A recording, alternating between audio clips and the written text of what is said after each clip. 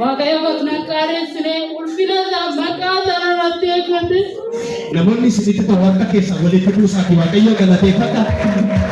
Facaasaa isaa shedhamee jiraachi fudhadhee galegaa dhufu adii guddata nama waggaa dhufu daa'ima baatee dhufuun argaa abaarsi zarii irraa cabee jedhe dhoomaaf kadhata ganama gaafani achi ture zeetii yeroo nama ragaa unan arga garuu asirratti noof argee jira waan hin ta'e kana hundumaa keessa dabarsee waaqayyo kaasuu guutee mucaa ilmaan baachitee kanaaf waaqayyo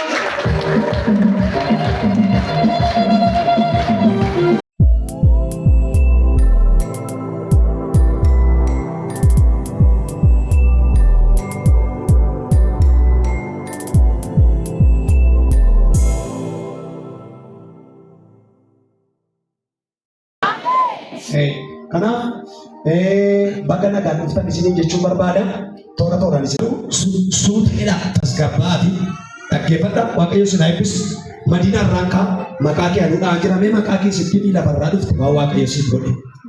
Maqaa waaqayyo galateeffamu maqaan koo Madina Maammadin jedhama. Inni cinatti argamu kun immoo Abbaa Warraaqoo Taarraqee ittaanaadha. Dhalli isheen kun immoo Toleeraa Taarraqee jedhama.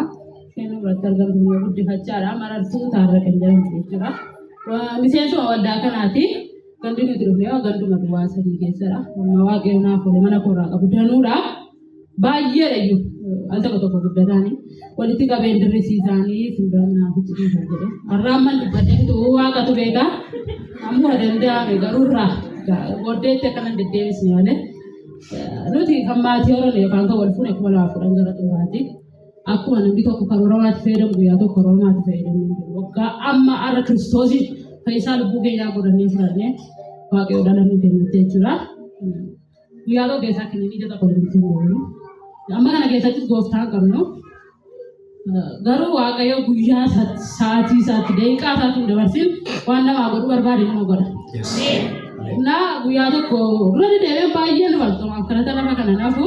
Amman hiikamutti illee amma mucaa baadhee dhufuuf naaf jechuu didee guyyaa tokko guddataanii utuma lallabu dhuma irratti deekinan qaradha jedhee dullatii dhima kanan ta'a waggaa dhufu nama daa'ima baatee dhufee dhugaa ba'uun argaa abaarsi zarii irraa cabee jedha ture. Isa booddee ameen jedhee waan fudhadhe waan nama dhufu booda finoo isa dura arfee dura immoo harmee hojiilee baay'ee waldala siman gooftaa fudhadhe waldala baay'ee ulee fudhattee mana walatte mana isa jala jiru jechuudha. Satu beda baca dia harus jalan tu mekanis. Waaqayyo bakna qaareessine ulfina maqaa sanarratti eeggate. Namoonni isinitti tawaaqa keessa walitti buusaati waaqayyo galateeffata. Namoota abjuu keessa mul'ata keessa danquudhaaf dura dhaabatan duratti waaqayyo kan isin qaaneessine kan isin ulfeesse maqaa gaarii seenaa gaarii kan isin baachise ammas amanannaa akkasii amanattanii kan jirtan isheen waan ishee ta'e kana miira keessa galtee waan dubbattu waan ta'e abbaatu beeka. Namni miidhamee ka'ee waan miidhame sanatti gaafa fayyu waan ta'u beeku. Mee kanaaf suuteedhaati tasgabbaa dhaggeeffadha isa seen boossu miti ergaa isheen dabarsitu sana. Yeroo barreeffamu sana keessa waan ofirratti hin beeku. Afurri hamaa kun yeroo ababaan kolatti dhufuuti ji'a ta'an takka antuun ji'a jala kaatuuf hin beeku. Rafeetti dhufa torban sadii ji'a fo'etti lafa naaf yaala jedhee faatti dhufa. Lafa waa malee irraa hiikee bakkaan maaliif kanaaf inni waa'ee dhala godhachuu dinee takka walitti buunee hin beeku. Garuu amma irratti haati saba inni xinnoo maatiin keenya gara kooti siyaasa keessa namni qabamne namni reebamne hin jiru. Isa miidhame jedhanii isa jalaallee na baasuudhaaf maatiin na dudduuba mari'atu turan.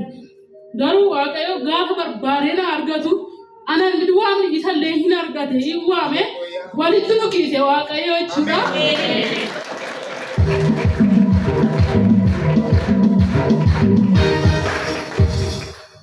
Yeroo sana keessa waan beeku garaatti naaf heera yeroo armeen kun reeddu sana yoo jechuudha. Na dhukkube bakka dhukkubbii mareebame sana dhaayeen amaluma na dhawwaa irraa funtaa waan argeenyaadhu nan dadhaba irriba natti buusa amala haaraa mana biratti arge jechuudha. Bisa booddee dafinoo isaanii gaan naqee ilaalamu garaatti si hafeera. Ishee liqimsan sanatu naaf hin turan. Facaasaa isaa shedhamee jiraachi fudhadhee galegaa dhufu adii guddata nama waggaa dhufu daa'ima baatee dhufuun argaa. Abaarsi zarii irraa cabee jedhe dhoomaaf kadhata ganama gaafani achi ture zeetii yeroo nama ragaa unan arga garuu asirratti noof argee jira waan hin ta'e beeku abaarsa zarii tul jira jechuudha maatii keenya keessa ormayyuu miti akaakaama gooti waan nama dhibu warra waggaa dhibbaaf digdama soddomaa fi jiranii erganii gooftaa fudhadheen argaa akaakaakoo kana waan nama dhibu armee koo wajjin walitti bu'anii roos garaatti nabaatti jedha ati shaaf raffaadha miti naan jedhe gaafa dhufenne ani sirrattan biyyaa bee'aniif warra si booddeen beeku naan jedhe waaqayyo waan dhokatee jiru ifa namaa baasa gaafa guyyaan isaa ga'u. Gaafa sana gaanatti dubbatu ameen jedheen fudhadhee galee waan akkas akkasii sirraa cabee jabaadhu waaqayyo karadhu waaqayyo si duukaa jira jedhee itti fufee waaqayyo akka kanaan na gargaaree ji'a jaawoo yeroo galu duri immoo yeroo garaatti baadhu naaf ammoo wanti irra darbee garaatti naaf ji'a lama sadii gaafa galuu fedhu kufaatii garmaleetu natti baay'ee. Yeroo sana gooftaa qabdaa? Hin qabu. Nama kufa lafa nagaarratti iddoo kana nama kufa baqa ilmaan kufa lafa nagaarratti. Yeroo sana bishaan jaarkaa liitirii shayyoon ol kaasee nageessaa madarbataan bakka afee lafan jedhetti. Ji'a lamaaf fooyyifaa lafa afee maal jedhetti jechuudha. Isa booddee gara ji'a ja'a keessa tun jiru mamma lolli wayina kun namaaf juukooti see wayina lolti garuu guddataan irra deddeebi'aaf juukoon naaf kadhata ture. Yeroo sana keessa dhugaa ba'ee bakka jabaadhee waaqayyoon jilgeeffadhee kadhadhee ittiin fufee garuu gaafa hojii koo jabaataa dhufu namni baay'ee naa sodaatu ture. Baay'ee namni keessa yeroo sanallee jechuudha waa'ee kee hin bartaa iddoo akkasii si keessaa mana qaalluu wayii namni naan jedhee jira. Ani isa kennee fudhatu bira hin namoonni akkasii taasisan kun namoota gooftaa qabanidha. hin qabanidha gaa'u. Haala amma keessa jirtu kana hin beekan. Hin beekan. Maal akkati dhageessee deemaa jirtu? Hin beekan. Ati garuu gooftaa fudhadheera garuu dhugaan dubbii kanaa garuu gadi fageenyaan naan galle malee namni jedhu waaqayyo guyyaa qaba hundumaaf hin jedhe guyyaa isaa gaafa kenna nawwaatu jedhe ishee sana moo nan didee tokko maal naan jetti yeroo kana ati harkatti miti garaatti baana ammataan lafa kana keessa gadi baana naan jetti. Seessaan naatti gaafa da'us gaafa adda ol galee gadi ba'us garuu ulfi koo baay'ee guddaadha baay'ee nama sodaachisa. Maal siin jette harkatti baachuu miti garaatti baannaan? Garaatti miti harkatti miti ati garaatti baana ammataan lafa kana keessa gadi baana keessa waan ilaaltu gaafa. Yeroo akkasii jette garaatti baattaati? Gooftaa hin qabu. Hin qabdu. Waaqayyo waan baay'ee nama jabse an dubbii namni natti dubbanna waara namaan darbu waaqa namatti faradhe amma garuu lola mee dhiise dhimma koo miti anam. Akkam ta'e? Hin caalle narraa waaqayyo narraa jabse.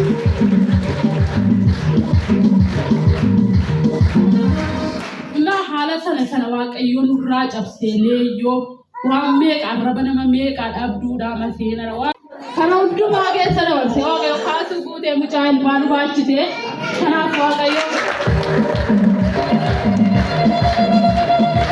Waggaa dhufu mucaa ilmaa baattee dhufta tokkotu jedhe akkatti. Namni tokkos keessa jirtu waggaa dhufu mucaa ilmaa baattee mucaa dhugaa baattee. Si akka ta'e maalitti beektaa? Maali dafnoo sammuu dhaqeen ilaalamee akkasumaa jira. Beekana teeffadhaa waaqayyo warri seetti tolu. Waan tokko isinitti beekama. Akka ta'e ta'a malee gara waaqayyootti ergama qattee inni itti yaaddisu ni ilmata. Waaqayyoof galannaa ta'u.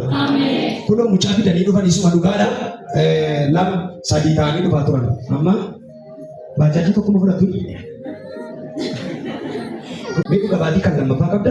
Dhuga baatii akkuma kana ofii kophaa eeggatti nama sodaachisuuf namni maaluma taate deemee eeggatudha.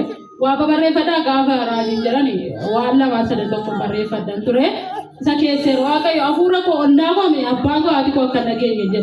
Isatu iyyuutti harmee koo abbaan koo immoo ani jimaata kan beeku gaalee kun afaaraadha. Dhukkubbiin natti dandaga'ama. Natti dhaggeeffatas qidaamee isaas achi oolee ati ijoollee kana waa fakkaata galii naan jedhe.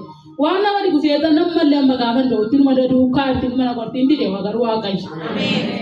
Sanbatatti bari'u halkan isaa bilbila makiinaa konkolaataa nama meeqaa fudhadhe namni narraa kaasu dhibu.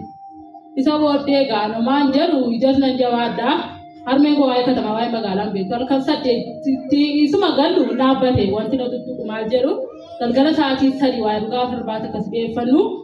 Bakka naccanaquu ummatti kee qoygaa natti hoo'isu malee hin deemu annaqee mana binatti gubuun jedhe harmee koraanii tumeen halkan keessa isaa saddeet kana hin deemne an biyyaan beeku inni man hin deemu halkan deemee beeku jetti tumeen kudhan xeenaa dabalan achi waan nu godhani nabanii inuma kan nu dabarsa bulaasii ni kan kaanaan jedhe gaan naqu achi hin dandeenyu gan naqutanii abbaan koo gaa iwudii sana jechuudha ergan inaa hin boo'e yoo jedhan abbaan koo maaliif sagalee koo naman dhageessitinee waaqayyotti gatiin himadhee fi qaawwa koo mudaa koo namni eegu nama baay'ee ture garuu waaqayyo nan qaaneessine akkuma dubbate dooktarillee maal jedhatuma kan kee madiinaa yesuus warra bakee irraan bu'u maa inni jedhe akka tamanatti fiideera ittaan duraalaa dhufee argeera utuu siqee bakka nus qaanofneetis qaanofte nan qaaneessine garuu waaqayyo kanaaf waaqayyoon amanachuu waan baay'ee nama gargaara. Qoy barreeffama keetiin barreessite gaafa kadhatte waaqayyoodhaan isa kana kadhatte. Maal jedhe? Kun nama dhageessisu bakka sagalee ollaan hin dhageenye jedhe. Jettee waaqayyotti. Tuni malee orma ollaan nageenya naa jiran kun kaasee. Kunis ta'eera. Ta'eera. Waaw mee galateeffadha waaqayyo. Waan baay'ee kan champis godhasin jedheera. Mee dhugaatii keessa daffaa kan qabdu yoo jiraate. Dhugaatiin koo ani kuma afurashoon lafuma kanarratti waaqeffadha. Kun noo kaffaleen beekan waan nama dhibee nama hin himne. Gaafani waan guyyaa guyyaarraa argamu shaalloo kaala wayii safarraa birrii dhibba yoo baay'ee argan dhibbaaf 50 dhibbuma kaallaa wacii 50 waan kakkaan ture. Qaama xinnoo tokko fiddeetu baasa dhima dokumaan kaffaltaa itti seetanii irra dhaabbatte gaafa kurnoo fa'aa isa booddee jedhu mala afurashootun guyyaa tokkoon kaffaliin ba'ee gara xumuraaratu gaafa waa dhiyeeffannee nyaachuuf hennu sagaleen tokko arga mirgaa kanarraa dhufe guyyaa tokko maal ta'a yookaan koo keessaa baaste naan jedhatu. Minaanna fitina rakkate jechuudha. Gannaa darbuu isa deeman dhiisee ol deebi'ee isa baay'een naannaa liqeeffamuu didee jilgeenfadhee boo'ee waaqayyoon karadhee guyyaa lammata masmisaarraa dhiyeeffanne maslaa kana waldaa olli gaagalu. Dhugaan koo keessaan haalattee isa kana caaluu nyaattaa jedha sagaleen waan gadagalee ilaalu waa hundu harka koo mirgaarraa sagaleen jira. Isa booddee bakka asirratti baay'ee boo'ee karadhee barreeffama gosa keessa nan gashee. Kurno kana itti kaffalu karaa naa mijeessi haala naa mijeessi waaqayyoon karadhee kan kee kan ta'e wajjin nan nyaachisni jedhe bakka waaqayyo haala naa mijeessee qubiin itti galee kan sodaadhaan ture dur amma garuu anayyuu mini isuma toora naa qabsiisee kaffala malee ni kaffalama gaafa mana kottu akka hin galle kan waaqayyoon jedha fuudhii deemi jedhaan isuma gaafa wanti ta'e tokko dhufuusi kan isaa keessaa fuudhii deemi geessi jedhaan har'a dhibbaan miti san dhibbaan kaffaluuf ture baga dhidheedheedha nu gaasa kumaan na kaffalchiisaa irra. Galateeffadha waaqayyo.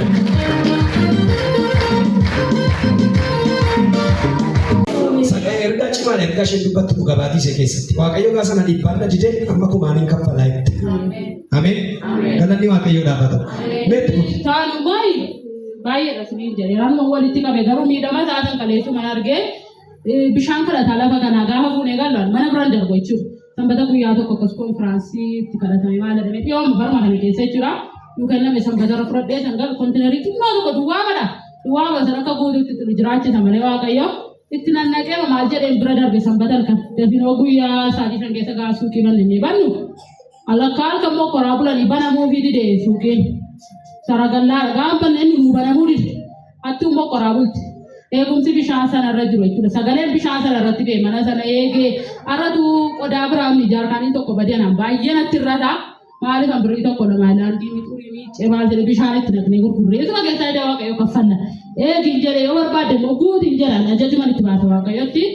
Eegisuma duwwaa kana yoo barbaadde immoo itti guutele keessa isaatti sala isaatti nannaqan ture. Eegedee mangala bishaan itti naqe. Ajaa'iba kun maaliif teessuun galateeffatanii akka keessa walitti guutan.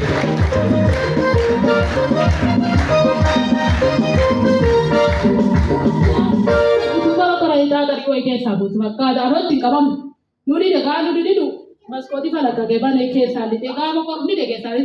Mereka di sana sama jerai. Bisa coba deke deka shop mode. Ajar kau deka gambar maling bang. Ini semua jangan kau bawa ni ege ni bang jerai.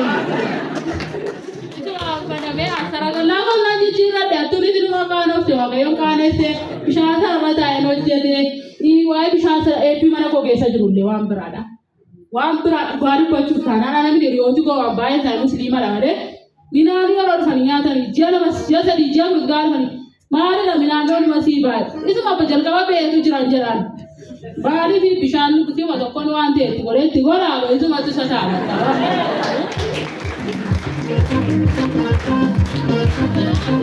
Waan eegaa nama eebbisu wanti nama eebbisu.